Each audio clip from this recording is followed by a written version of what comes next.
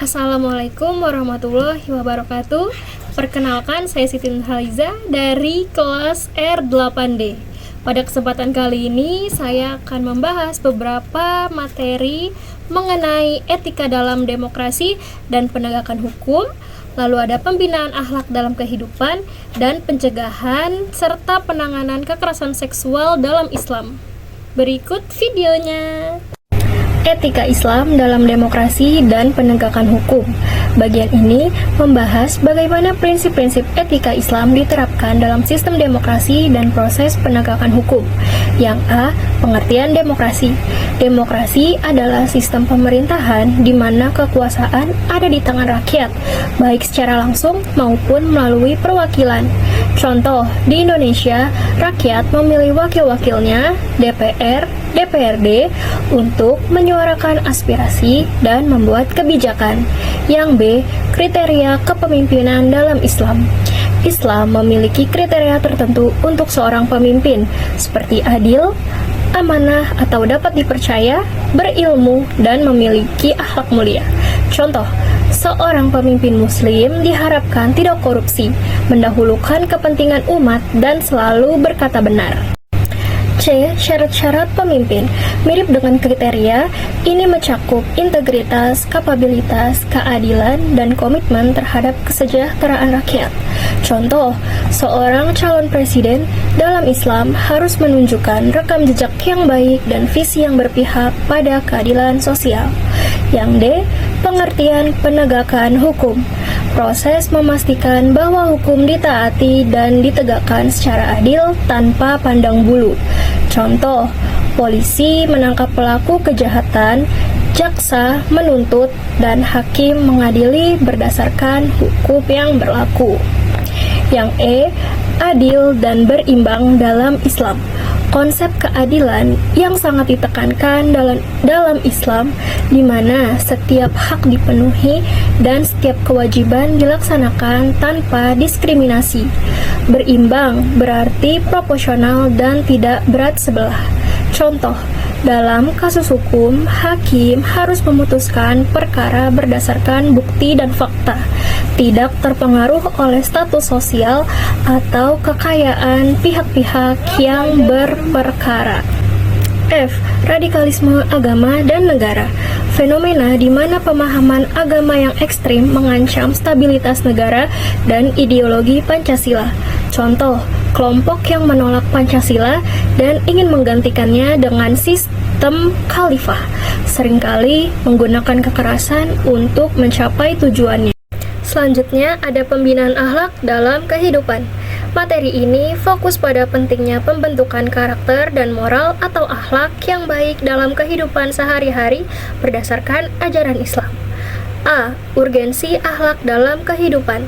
Akhlak yang baik adalah fondasi penting bagi individu dan masyarakat agar hidup harmonis, damai, dan sejahtera, serta merupakan tujuan utama diutusnya Nabi Muhammad SAW.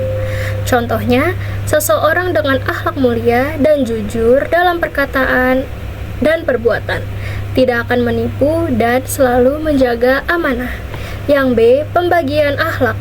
Akhlak dapat dibagi menjadi akhlak kepada Allah, misalnya sholat atau puasa, akhlak kepada sesama manusia, misalnya tolong-menolong, menghormati orang tua, dan akhlak kepada lingkungan, misalnya menjaga kebersihan. Contoh, berkata jujur merupakan akhlak kepada sesama, menjaga kebersihan lingkungan merupakan akhlak kepada lingkungan, dan menjalankan ibadah sholat tepat waktu merupakan akhlak kepada Allah Subhanahu wa Ta'ala. Materi selanjutnya yaitu pencegahan dan penanganan kekerasan seksual dalam Islam. Bagian ini membahas pandangan Islam tentang kekerasan seksual, bentuk-bentuk kekerasan seksual, sanksi, dan pencegahannya. A. Kekerasan seksual dalam Al-Quran dan hadis. Islam secara tegas melarang segala bentuk kekerasan seksual, termasuk zina, pelecehan, dan pemerkosaan dengan ancaman sanksi yang berat di dunia maupun di akhirat. Contohnya pada ayat-ayat yang melarang perbuatan zina atau hadis yang menegaskan kehormatan perempuan. B. Bentuk-bentuk, tindakan, dan perilaku kekerasan seksual dalam Islam mencakup pelecehan verbal, sentuhan fisik yang tidak diinginkan, pemaksaan hubungan seksual, eksploitasi seksual, hingga pemerkosaan. Contohnya, mengucapkan kata-kata cabul kepada orang lain, memegang anggota tubuh orang lain tanpa izin, atau memaksa seseorang untuk berhubungan seksual. C. Sanksi bagi pelaku kekerasan seksual menurut Islam. Islam menetapkan sanksi-sanksi tegas bagi pelaku kekerasan seksual, seperti cambuk atau rajam, atau tergantung kasus dan bukti, untuk memberikan efek jera dan menjaga kemaslahatan umat. Contohnya, hukuman cambuk bagi pelaku zina yang belum menikah, dan rajam bagi pelaku zina musyhan atau sudah menikah dalam sistem hukum Islam. D. Tindakan preventif.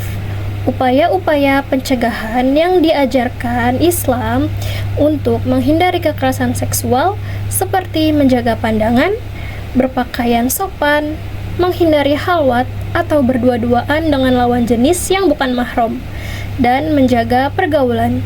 Contohnya, laki-laki dan perempuan menjaga jarak dalam interaksi, menghindari tempat sepi yang memungkinkan terjadinya perbuatan maksiat, dan memakai pakaian yang menutup aurat juga sopan.